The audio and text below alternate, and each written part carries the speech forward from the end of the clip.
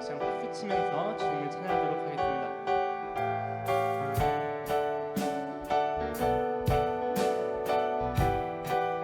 오라 우리가 여호와의 산에 올라 하나님의 전에 이르자. 오라 우리가 여호와의 산에 올라 하나님의 전에 이르자. 주님의 도를 배우고 주님의 길로 행하리. 이는 율법이 시온에서 나오고 주의 말씀은 예루살렘에서. 다시 처음부터 고백하겠습니다. 오라 우리가 여호와의 산에 올라 하나님의 전에 이르자. 오라 우리가 여호와의 산에 올라 하나님의 전에 이르자. 주님의 노를 배우고 주님의 도를 배우고 주님의 길로 행하리. 이는 율법이 시온에서 나오고 주의 말씀은 예루살렘. 다시 한번 주님의 노를 배우고 주님의 도를 배우고 주님의 길로 행하리. 이는 율법이 시온에서 나오고 주의 말씀은 마지막으로 있는 율법이 시온에서 나오고 주의 말씀은 예루살렘에서. 아멘.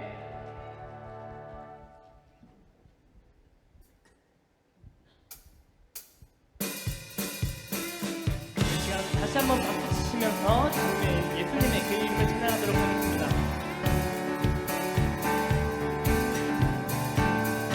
예수 그의 이름으로 나는 사랑을 입었네. 예수 그의 이름으로 나는 구원을 얻었네.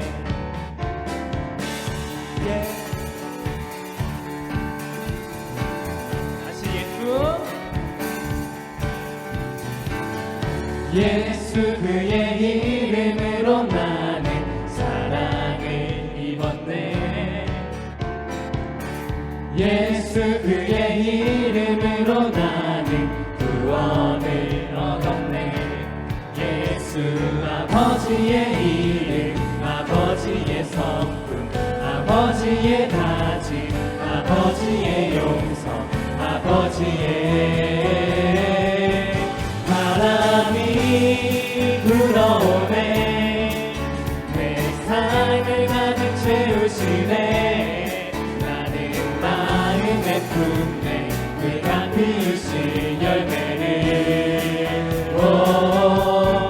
우리 보게 되니 그가 이루신 세계와 영원히 아름다운 우리 아버지의 미소를.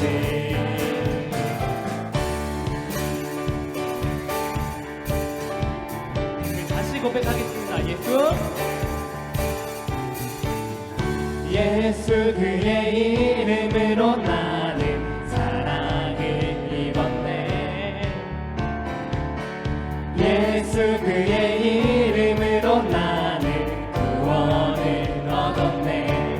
예수 아버지의 이름, 아버지의 성품, 아버지의 다짐, 아버지의 용서, 아버지의 바람이 불어오네. 내 삶을 가득 채우시네. 나는 마음에 품네. 그가 피우신 열매를 우리 보게 되리.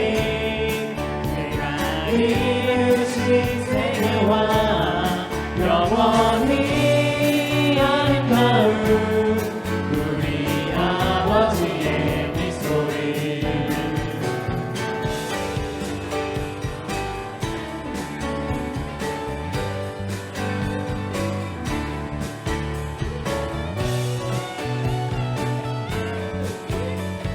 우리 다 같이 선포하시겠습니다.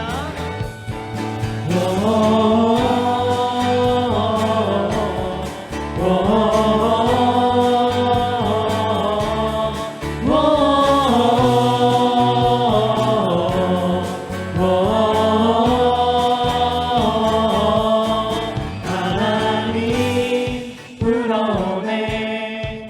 내 삶을 가득 채우시네. 나는 마음에 품네. 그가 피우실 열매를 우리 보게 되리. 그가 이루신 세계와 영원히 아름다운 우리 아버지의 미소. 바람이 불어오네. 내 삶을 가득 채우시네. 나는 마음에 품네. 그가 피우실 열매를 우리 보게 되리.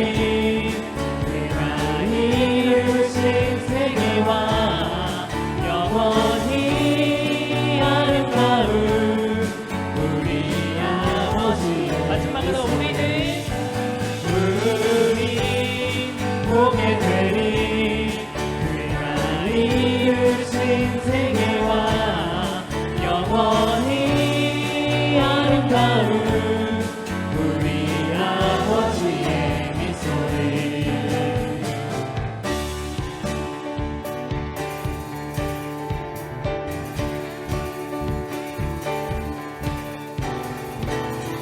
영광의 박수 올리겠습니다. 아멘.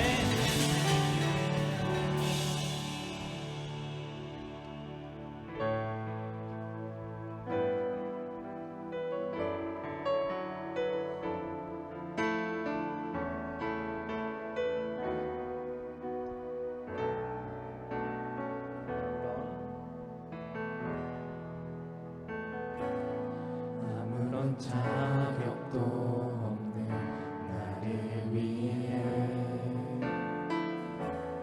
아무런 소망도 없는 나를 위해 사랑한다 사랑한다 사랑한다 말하시네. 이 낮은 날 위해. 다시 한번 찬양하겠습니다. 아무런 자격도 없는 나를 위해 아무런 소망도 없는 나를 위해 사랑한다 사랑한다 사랑한다 말하시네. 이 낮은 날 위해 이제 나는 옛사람 아니요 사망 땅에서 번지신 주의 자녀이니 그 한없는 주의 사랑 안에 기쁨으로 걸어가겠네. 같이 처음부터 찬양하시겠습니다. 아무런 자격도 없는 나를 위해 아무런 소망도 없는 나를 위해 사랑한다 사랑한다 사랑한다 말하시네. 이 낮은 날 위해 이제 나는 이제 나는 옛사람 아니요 사랑에서 번지신 주의 자녀이니 그 한없는 주의 사랑 안에 기쁨으로 걸어가겠네. 이제 나는 이제 나는 옛사람 아니요 사랑에서 번지신 주의 자녀이니 그 한없는 주의 사랑 안에 기쁨으로 걸어가겠네.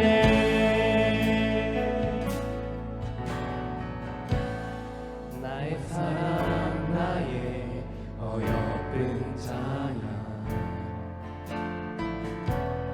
일어나 손을 잡고 함께 가자.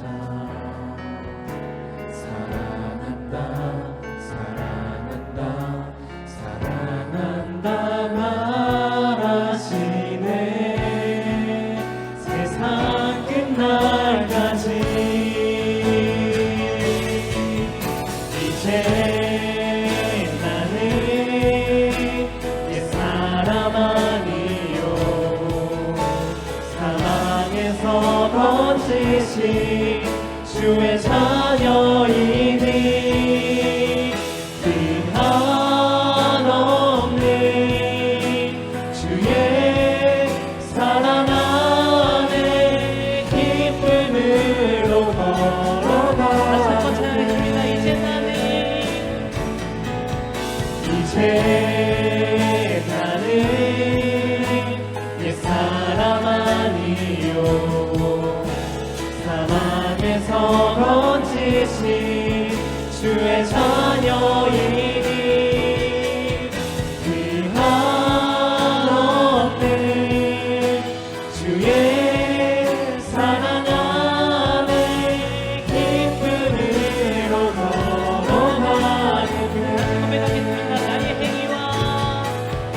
나의 행위와 나의 입술과 나의 영혼을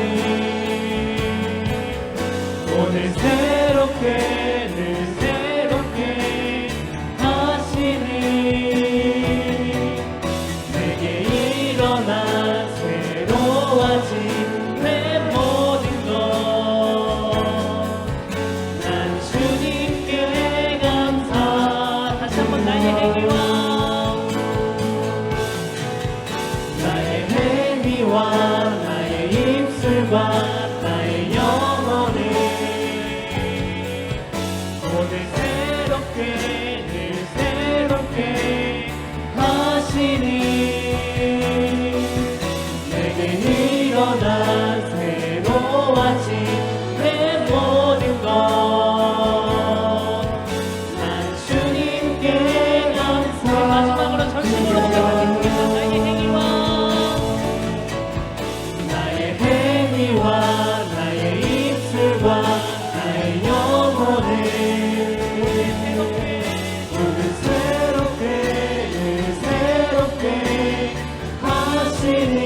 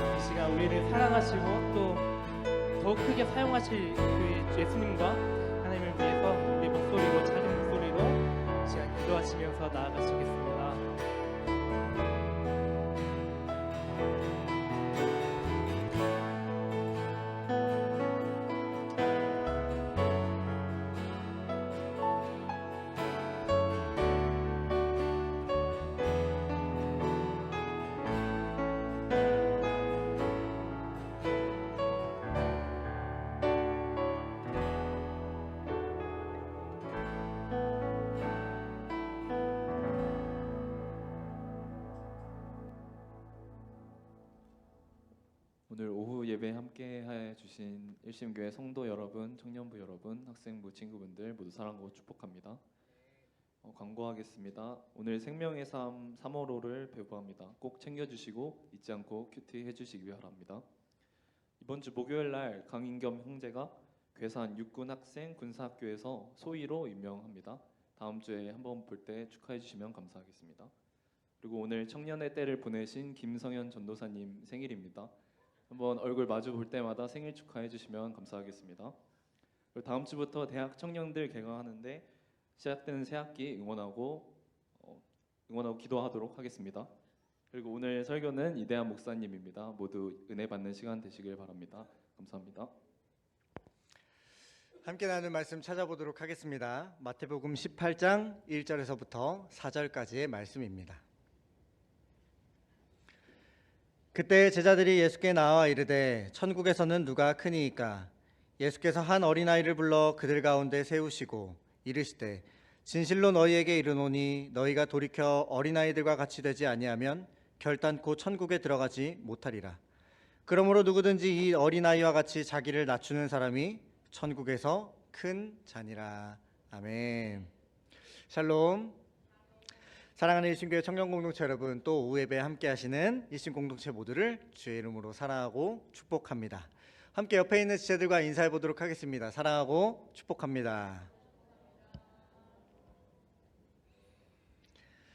네, 지난 8일 주일 오후 예배 때도 그랬는데 오늘도 정말 놀랍게 제가 준비한 설교가 오전에 담임 목사님께서 하신 설교와 결과 방향이 너무나도 같아서 정말 놀랐습니다.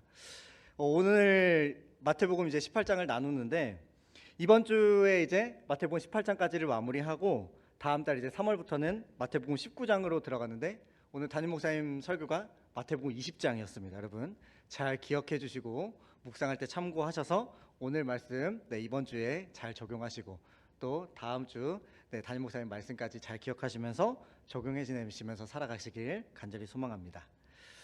오늘 본문인 이 마태복음 18장의 내용은요, 마가복음 9장과 누가복음 9장에도 동일하게 기록이 되어져 있습니다. 오늘 본문 1절은 그때에 라는 말로 시작을 합니다. 여러분 이 그때가 언제일까요? 바로 직전인 마태복음 16장과 17장 본문을 보면 가이사랴 빌립보 지역에서 베드로가 주는 그리스도시요 살아계신 하나님의 아들이십니다 라는 고백을 합니다. 예수님이 이 고백을 엄청 기쁘게 받으시고 처음으로 제자들 앞에서 내가 이제 십자가에서 죽을 거다, 십자가 죽음과 부활을 말씀해 주셨습니다. 근데 제자들은 이 말씀이 믿어지지 않았습니다. 베드로도 마찬가지였어서 베드로가 바로 예수님께 항변했다라고 성경은 기록합니다. 이 항변했다라는 단어가 화를 내고 예수님께 따졌다라는 말이거든요. 이 베드로가 항변하는 모습을 보고 예수님이 사탄아 물러가라, 하나님의 일을 생각하지 않고 네가 사람의 일을 생각하는도다 라고 말씀하시면서 이어 말씀하신 게 누구든지 나를 따라오려거든 자기를 부인하고 자기 십자가를 지고 나를 따라오너라 라고 말씀해 주셨습니다. 이후 17장에서 예수님은 변화산에 올라가셔서 영광스러운 모습으로 변화하십니다. 이 사건 이후에 두 번째로 예수님은 제자들에게 죽음과 부활에 대해서 말씀을 해주십니다. 근데 이 말씀을 마치셨을 때 제자들이 매우 근심했다라고 마태복음 17장 23절은 기록하고 있습니다. 동일한 본문을 기록하고 있는 마가복음에서는요, 제자들이 이 말씀을 깨닫지 못하고 묻기도 두려워했다라고 기록하고 있습니다. 예수님은 십자가를 지실 때가 점점점 다가오면 올수록 대중과 무리들에게서 벗어나서 오히려 제자들과 더 많은 시간을 보내셨습니다. 그들에게 구체적인 교훈들을 가르쳐 주셨습니다. 그럼에도 제자들은 늘 미숙했고요, 연약했고 세속적이었습니다. 하지만 예수님은 실망하지 않으셨고 끝까지 포기하지 않으셨습니다. 끊임없이 인내하시고 기다리시면서 사랑으로 용서해 주셨습니다. 제자들이 넘어지면 일으켜 주시고 잘못하면 고쳐 주시고 실수하면 어루만져 주심으로 용서해 주셨습니다. 이 땅에 오신 사명을 다 완수하셔서 하나님 보좌 우편에 올라가시기 전까지 이 제자들을 향한 사랑을 한 번도 놓거나 포기한 적이 없으셨습니다. 그런데 제자들에게 내가 곧 십자가 고난과 핍박 이것을 겪고 죽고 부활할 것이다, 이 말씀을 온전히 신뢰했고 순종했던 제자들이라면 바로 직전에 예수님이 나를 부인하라고 하셨지. 내 앞에 있는 십자가를 지라고 하셨지. 그러면 예수님과 함께 지고 갈 십자가가 나에게도 있겠구나. 고민하거나 아니면 죽음을 앞두셨던 그 예수님의 괴로움에 내가 동참하는 것이 마땅한 제자로서의 모습이었을 겁니다. 이것까지 연결되지 못하고 내가 이해하지 못했다라고 한다면 이것이 어떤 의미인지 예수님께 다시 한번 가서 물어봤어야 됐는데 예수님께 물어봄이 아니라 예수님이 곧 죽으시면 하나님 나라가 도래하겠구나. 이제 내가 누리게 될 특권과 내 위치에 대해서 궁금해지기 시작했고요. 집착하기 시작했던 겁니다. 그래서 제자들은 이제 서로를 바라보면서 누가 더 큰지, 누구의 지분이 큰지 작은지를 비교하기 시작했습니다. 아마 이렇게 비교하게 된 생각의 시작점은 마태복음 5장 19절에 기록된 예수님의 가르침 때문이었다라고 병행하고 있는 본문인 마가복음과 누가복음에서는 기록을 하고 있습니다. 마태복음 5장 19절 여러분 우리가 함께 나눴던 본문인데 기억하실지 모르겠어요. 함께 읽어보도록 하겠습니다. 그러므로 누구든지 이 계명 중에 지극히 작은 것 하나라도 버리고 또 그같이 사람을 가르치는 자는 천국에서 지극히 작다 일컬음을 받을 것이요 누구든지 이를 행하며 가르치는 자는 천국에서 크다 일컬음을 받으리라. 아멘. 예수님께서 천국에 큰 자와 작은 자가 있다라고 말씀하셨다 보니까 이걸 근거로 제자들이 지금 예수님 앞에서 천국에서 누가 큽니까? 우리 중에 누가 큽니까? 질문한 정도가 아니라 따지고 논쟁했다라고 성경은 기록합니다. 왜 이렇게 따졌냐라고 하면 바로 직전에 변화산에 올라간 3명의 제자들이 있었습니다. 베드로, 야고보, 요한. 이들이 갔다 와서 어떤 일이 있었는지에 대해서 침묵을 했습니다. 그리고 제자들은 서로가 서로를 향해 경쟁 의식을 가지면서 내가 쟤보다는 낫지, 내가 쟤보다는 괜찮지, 내가 쟤보다는 예수님께 인정받고 있을 거야 라고 누가 크고 작은지 자기 마음속에 이미 가치 판단을 다 서로 내렸던 겁니다. 그리고 자기들이 생각했던 그 생각, 가치 판단들을 이제 열어놓고 토론하기 시작한 겁니다.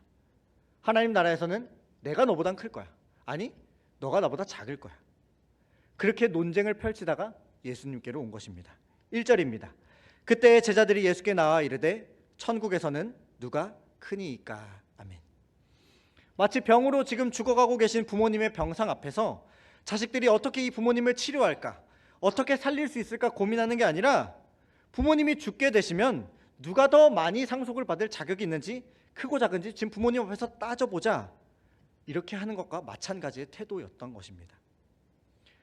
마태복음 5장 19절 말씀 이후에 예수님은 마태복음 11장 11절에 세례 요한에 대해서 질문하는 세례 요한의 제자들, 그리고 예수님의 제자들 무리에게 이렇게 말씀하셨습니다.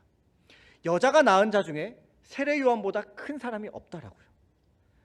그런데 이 말씀보다 이 다음 말씀이 더 중요합니다. 이 땅에서 세례 요한보다 큰 사람은 없지만 천국에서 극히 작은 자라도 그보다 크다. 천국에선 극히 작은 사람도 세례 요한보다 크다라고 말씀하시면서 천국 안에는 작은 자와 큰 자의 개념이 없다, 모두 동일한 하나님의 축복의 자녀요 사랑의 자녀임을 말씀해 주셨습니다. 이미 말씀해 주셨는데도 내가 원하는 말씀, 내가 듣고 싶고 내가 기억하고 싶은 대로만 해석하고 서로를 평가내리면서 누가 크고 작은지 자신의 의를 자랑하던 이 제자들의 논쟁과 질문 앞에서 예수님은 얼마나 많이 가슴 아프시고 답답하셨을까요? 이렇게 제자들의 질문 속에 이어지는 예수님의 대답이 2절과 3절에 기록되어져 있습니다. 함께 우리 읽어보도록 하겠습니다. 예수께서 한 어린아이를 불러 그들 가운데 세우시고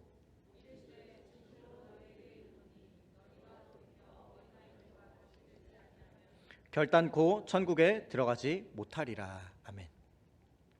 누가 크냐라는 질문에 예수님은 어린아이를 불러서 그들 가운데 세워 놓으셨습니다. 이 어린아이는 헬라어로 파이디온이란 단어인데 훈계가 필요한 자, 사춘기에 이르지 않은 아이라는 말입니다. 개역개정에서는 주로 어린아이, 아기, 어린이로 번역하고 있는데 이 단어가 헬라어에는 남성, 여성, 중성인데 중성 단어입니다. 그러니까 뭐 남녀 구분 없는 당시 가장 약하고 무시당하는 어린이를 이 파이디온이라고 불렀습니다. 이 아이를 제자들 가운데 불러서 세우시고 예수님은 제자들에게 이렇게 말씀하시는 겁니다.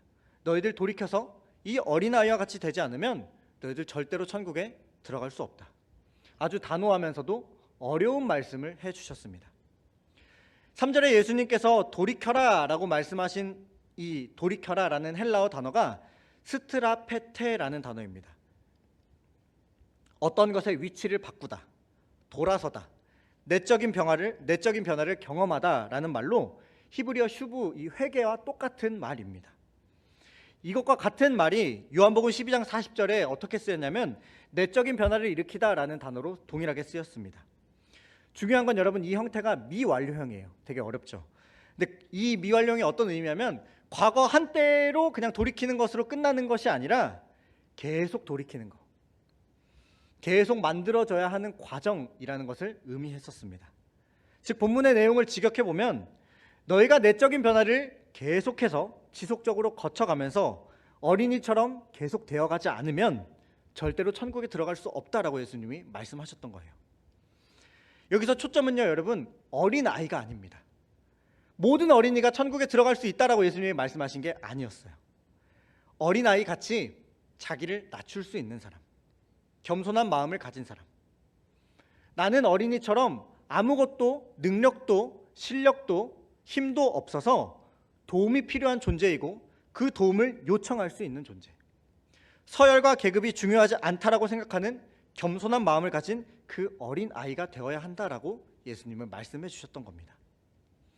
지금 예수님이 보시기에 질문하는 제자들의 모습이 허영심이 가득했고요, 정신 상태가 썩어 빠졌던 겁니다. 천국 백성과 전혀 어울리지 않았던 겁니다. 서로 형제요, 자매요, 내 동료라고 하는 예수님의 제자들끼리도 서로 낮잡아 봤습니다. 스스로 내가 너보단 낫지, 가치평가를 내렸습니다. 이런 모습이 바리새인들과 서기관들과 전혀 다를 바 없었기 때문에 너희들이 지금 사람 취급하지 않는 이 어린아이처럼 계속해서 내적 변화를 거치지 않는다면 너희들 절대 천국에 들어갈 수 없다. 여기서 예수님은 진실로, 결단코라는 이 부사를 사용하셔서 이게 변하지 않는 천국의 입장 조건임을 분명하게 말씀하셨습니다. 그리고 이어지는 4절에 이렇게 말씀하십니다. 4절입니다. 그러므로 누구든지 이 어린아이와 같이 자기를 낮추는 사람이 천국에서 큰 자니라. 아멘. 이 자기를 낮추다라는 말이 헬라어 타페이노세이라는 단어입니다. 낮아지게 만들다, 위험이나 지위를 잃게 만들다, 비천하게 되다라는 뜻입니다. 그러니까 예수님이 말씀하신 너희 스스로 낮아져라, 너희 스스로 비천해져라 라는 말은요, 그냥 단순히 너희들 겸손해지는 마음을 가져라, 너희 낮은 자세를 견지해라, 이 정도 수준에서 말씀하신 게 아니었습니다. 여기에는요, 자기를 비천하게 만드는 그 행위의 결과값이 나에게 손해가 될지라도 그걸 알면서도 의도적으로 내가 낮은 자리에 가는 거예요. 내가 의도적으로 비천한 자리에 내려가는 것을 의미했습니다. 실제 당대 예수님 시대에서 어린아이가 되어라, 어린아이에게 배우라라는 말은요, 모욕적인 말이었습니다. 사회적, 경제적, 종교적, 정치적으로 가장 취약한, 사람 취급받지 않는 약자가 되어라라는 말의 저주의 말이었습니다. 그런데 이 낮아지다라는 이 말이 예수님이 항상 자기를 낮추실 때, 자기가 낮아지실 때 사용하던 표현이셨습니다. 십자가에서 죽기까지 하나님의 뜻에 복종하시고 피조물에게 창조주 하나님께서 자기의 목숨을 대속물로 아낌없이 내어주시기까지 낮아지셨습니다. 자기를 비우심으로 부활의 영광을 누리신 이 비밀이 바로 예수님처럼 어린아이같이처럼 자기를 낮춰야 한다, 낮아져야 한다라는 뜻에 담겨져 있는 진짜 의미였던 겁니다. 여러분, 우리가 잘 알고 있는 다윗, 대단한 업적을 이뤘죠. 존경받을 만한 신앙인은 맞습니다. 그런데 결코 완전한 사람이 아니었습니다. 완벽한 왕도 아니었습니다. 하지만 다윗은요, 자신의 잘못이 지적될 때마다 그 앞에서 변명하거나 회피하지 않았습니다. 고개 빳빳이 들고 완악해지지도 않았습니다. 선지자 나단 앞에 그 말씀이 하나님의 말씀이라고 생각하며 무릎 꿇을 수 있었던 자, 그 앞에서 회개할 수 있었던 자, 자기를 낮추고 위험이나 지위를 하나님 앞에 내려놓을 수 있는 자가 바로 다윗이었습니다. 다윗이 블레셋을 물리치고 사울이 빼앗겼던 언약궤를 다윗성으로 되찾아왔을 때 여호와 앞에서 힘을 다해 뛰놀고 춤췄다라고 기록합니다. 그때 다윗이 배 에봇을 입고 있었는데 그 옷이 벗겨지고 몸이 드러났다라고 성경은 기록합니다. 근데 이 모습을 본 미갈, 다윗의 아내 미갈, 이 미갈은 사울의 딸이자 평생 공주로 살아왔던 고귀한 사람이었습니다. 이 미갈이 성에서 이 다윗의 행동을 보고 이해하지 못했습니다. 왕으로서 어떻게 저렇게 체면과 품위를 지키지 못하느냐고, 저렇게 백성들 앞에 방탕하고 어떻게 이렇게 할 수 있냐라고 조롱했습니다. 그리고 업신여겼습니다. 이때 미갈을 향한 다윗의 대답이 이것이었습니다. 사무엘하 6장 22절을 새번역 성경과 쉬운 성경으로 우리 함께 읽도록 하겠습니다. 내가 스스로를 보아도 천한 사람처럼 보이지만 주님을 찬양하는 일 때문이라면 이보다 더 낮아지고 싶소. 그래도 그대가 말한 그 여자들은 나보다 더욱더 존경할 것이요.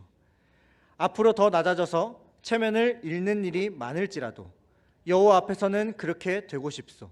그러나 당신이 말한 그 여종들은 나를 존경할 것이요. 아멘.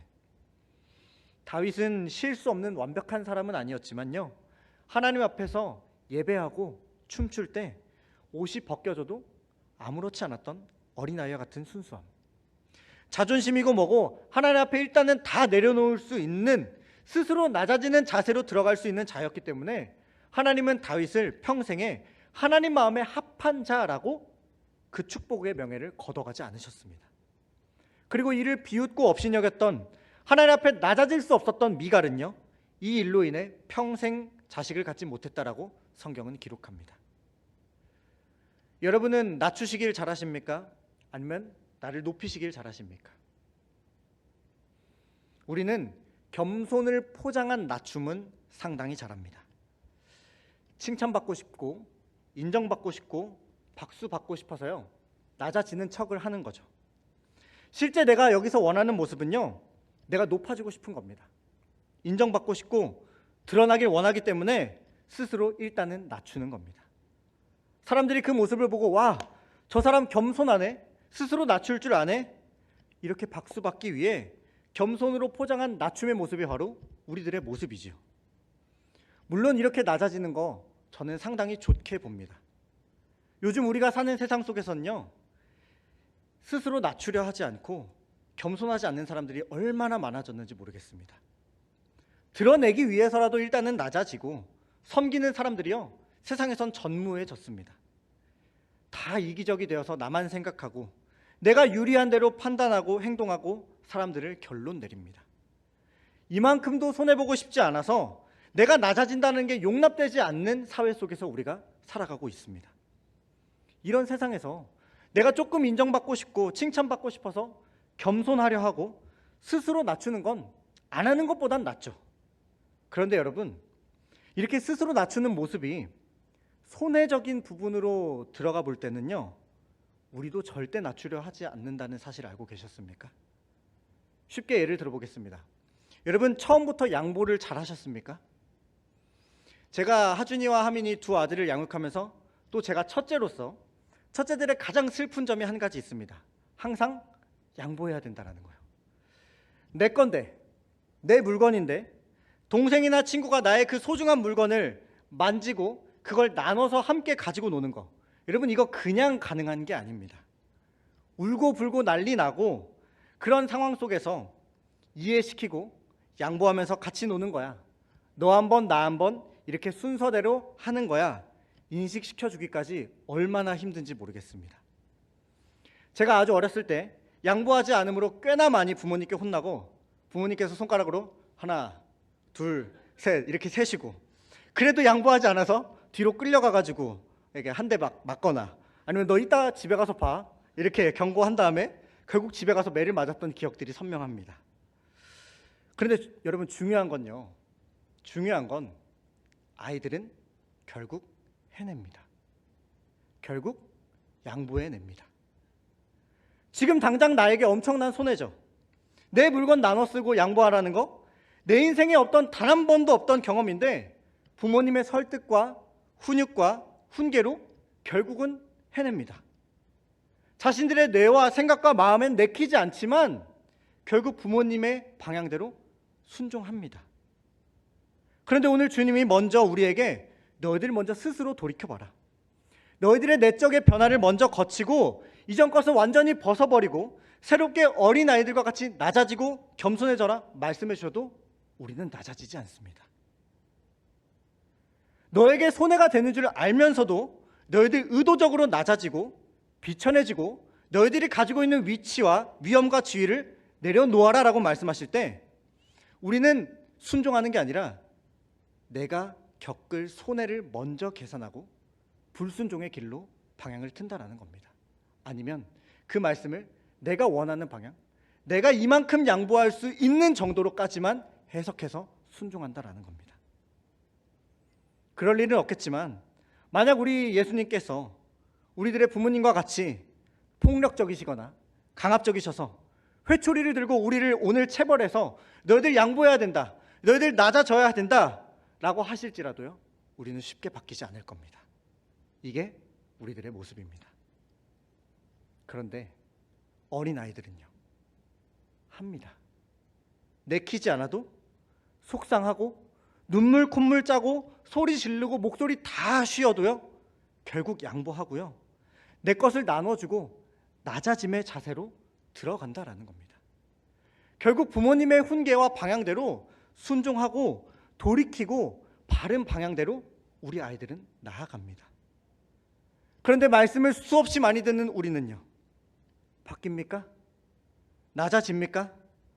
하나님을 위해서 스스로 낮아지지도 비천해지지도 지위를 이루려고 하지도 않는데 어떻게 우리가 세상으로 나아가서 낮아짐의 자세로, 섬기는 자세로, 비천한 자세로 들어가 보겠습니까? 그냥 우리는 말로만, 머리로만 생각합니다. 아니요, 어쩌면 미갈처럼 업신여기면서 어휴, 저 사람 또 칭찬받으려고, 인정받으려고 겸손한 척하네, 어휴, 재수 없어, 이렇게 판단하는 게 바로 우리들의 모습입니다.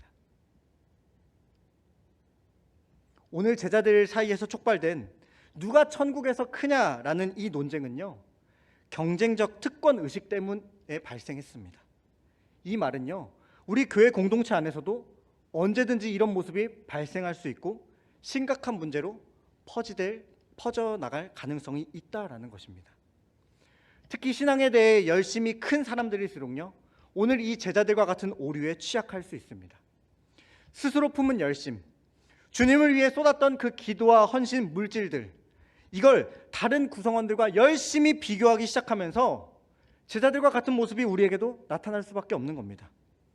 나의 이 뜨거운 열심, 나의 이 뜨거운 헌신, 이 헌신이 미지근하거나 차가운 타인의 열심과 동등하게 여겨지는 것을 우리는 참지 못합니다. 어떻게 참습니까? 불편하고 짜증나고 원망이 터져 나오는 게 당연합니다. 오늘 아침에 포도원 품꾼들처럼 내 수고를 타인과 비교하기 때문에 그 품삯을 정한 주인에게 대드는 겁니다. 신앙에서도 손해보는 게 내 마음에 들지 않으니까 하나님께 대들고 입으로 원망하고 불평하는 게 바로 우리들의 인생입니다. 즉, 내가 하나님을 향한 열심이 그리스도의 몸을 이루는 공동체와 대결하는 그 잘못된 열정으로 둔갑되어지는 겁니다. 그리고 누가 크냐, 누가 작냐, 여기에 집중하는 순간 우리의 마음은요, 누군가는 반드시 나보다 작아야만 만족을 누리게 되어 있습니다. 이게 우리가 살아가는 세상과 전혀 다를 바 없는 모습 아닙니까? 잘 먹고 잘 살아가기 위해서 내가 타인보다 높은 가치를 증명해내야 하기 때문에 그 사람을 짓밟고 올라가서 나를 증명해내야 되는 세상, 이 모습과 오늘 우리가 살아가는 이 교회의 자리 속에 예수님 앞에 지금 누가 크냐라고 질문하는 제자들 모습이 전혀 다를 바 없다라는 것입니다. 사랑하는 일신 공동체 여러분, 자기를 낮출 수 있는 사람은요, 교만하지 않아서 다른 사람을 실족시키지 않습니다. 그리고 하나님을 기쁘게 하기 위해서 자기의 모든 권리까지도 포기할 수 있는 사람입니다. 예수님이 딱 이렇게 살아가셨습니다. 오늘 바로 본문 전인 마태복음 17장 후반부에 성전세 이야기가 나옵니다. 이번 주 수요일 본문일 텐데요, 성전에 들어가기 위해서는요 1년에 한 번 성전세 반세개를 냈어야 됐습니다. 이 성전세는 매년 성전의 유지 보수를 하기 위해 의무적으로 반세개를 내게 했는데 이 유지 보수를 위한 의미보다 더 큰 의미가 있었습니다. 바로 내 목숨값이었습니다. 내 목숨을 대신합니다. 죄를 용서해 주시고 하나님의 백성이 된 것에 대한 감사, 그래서 속죄세라고도 불렀습니다. 이 반세겔은 2드라크마입니다. 한 드라크마가 한 노동자의 품삯이었습니다. 그러면 20만 원 정도 되겠죠. 2드라크마면. 그러니까 1년으로 따지면 큰 액수는 아니었지만 한 번 낼 때는 그래도 좀 큰 액수였습니다. 근데 이 속죄세는요 부자라고 내가 더 많이 낼 수도 있는 것도 아니었고 가난하다고 안 낼 수 있는 것도 아니었습니다. 모두가 다 내야 됐던 금액이었습니다. 근데 예수님은 날 때부터 하나님의 아들이셨죠. 인간이셨지만 죄가 없으신 분이었습니다. 흠이 없으신 완벽한 분이셨습니다. 이 속죄세를 낼 이유가 전혀 없으신 분이었습니다. 그런데 성전세를 받는 사람이 베드로에게 너희 선생도 성전세를 내느냐라고 물어보니까 베드로가 내신다라고 대답을 했습니다. 바로 직전에 베드로는 주는 그리스도시요 살아계신 하나님의 아들입니다라고 고백했는데도 성전의 주인 되신 예수님이 주인이라고 인정을 못하고 지금 사람들에게 얘기한 겁니다. 그런데 이 베드로에게 예수님께서 마태복음 17장 27절에 자신은 하나님의 아들로 성전세가 내실 이유가 전혀 없음에도 불구하고 다른 이들을 실족하지 않게 하기 위해 성전세를 내겠다라고 말씀하십니다. 여러분, 이것이 예수님의 겸손입니다. 나를 미워하고 나를 박해하고 나를 십자가에 잡아 죽이려고 나를 골탕 먹이려고 하는 그 한 사람 한 사람까지도 실족하지 않게 하기 위해, 한 영혼이라도 실족하지 않고 하나님 나라에 다 들어갈 수 있도록 하나님의 아들 된 권리까지 포기할 수 있는 그 낮아지심, 이것이 바로 예수님의 겸손이었습니다. 내가 비록 낮아져서 고난받고 십자가에 달려 죽는다 할지라도 아버지 하나님께서 사랑하시는 그 피조물들이 하나님이 창조하셨을 때와 같이 심히 보기 좋았던 그 모양과 형상대로 회복되는 것, 그들이 함께 구원의 은혜를 누리고 하나님 나라에 들어갈 수 있다면 기꺼이 죽기까지 낮아지는 겁니다. 그의 수반하는 모든 고통과 모든 어려움을 다 감내하는 겁니다. 그리고 성전세까지 내는 그 낮아짐의 자리까지 들어갈 수 있는 것이 바로 예수님의 겸손이었습니다. 그는 근본 하나님과의 본체시나 하나님과 동등됨을 취할 것으로 여기지 않으시고 자기를 비우시고 종의 형체를 가지시사 사람과 같이 되셨고 자기를 낮추시고 죽기까지 복종하시고 자기 포기, 이 겸손을 보시고 하나님은 예수님을 이렇게 높이셨습니다. 마지막으로 빌립보서 2장 9절부터 11절까지의 말씀을 함께 읽도록 하겠습니다. 이러므로 하나님이 그를 지극히 높여 모든 이름 위에 뛰어난 이름을 주사 하늘에 있는 자들과 땅에 있는 자들과 땅 아래에 있는 자들로 모든 무릎을 예수의 이름에 꿇게 하시고 모든 입으로 예수 그리스도를 주라 시인하여 하나님 아버지께 영광을 돌리게 하셨느니라. 아멘. 하나님 나라의 가장 존귀하고 높임을 받는 자로 예수님을 세우셨고요, 모든 피조물이 생명이신 예수 그리스도 앞에 무릎 꿇게 하셨습니다. 야고보서는 분명하게 이렇게 기록합니다. 주 앞에서 낮추라. 그리하면 주께서 높이시리라. 아멘. 사랑하는 여러분, 천국의 질서는 계급과 서열, 헌신의 정도와 가치, 높고 낮음이 아니라 바로 우리들의 겸손인 줄 믿습니다. 하나님 앞에 나를 낮출 수 있는 겸손. 남 모르는 곳에 예수님처럼 종이 되어서 그 발을 닦아줄 수 있는 낮은 자세. 꼴찌가 되어도 좋고요, 내가 받침대가 되어서 밟히는 인생이라도 하나님을 위해 기꺼이 낮아지고 받침대가 되어질 수 있는 자. 어린아이처럼 하나님 앞에 자존심 다 내려놓고 도와달라고 요청하고 나의 힘을 빼고 하나님께 손 내밀 수 있는 그런 어린아이와 같은 모습이 진정한 교회의 모습이 되어야 하고, 교회된 우리가 이곳에서 먼저 살아내고 우리의 삶의 자리에서 살아내야 할 줄 믿습니다. 이 시간 함께 찬양하고 기도할 때 우리의 찬양의 가사들처럼 성령님, 내가 하기 어렵더라도 성령님, 내가 주님보다 앞설지라도 주님 멈추게 하여 주시고 주님을 닮아 더 낮은 자세로 살아가게 하여 주시옵소서. 함께 우리 찬양하고 기도의 자리로 나아가도록 하겠습니다.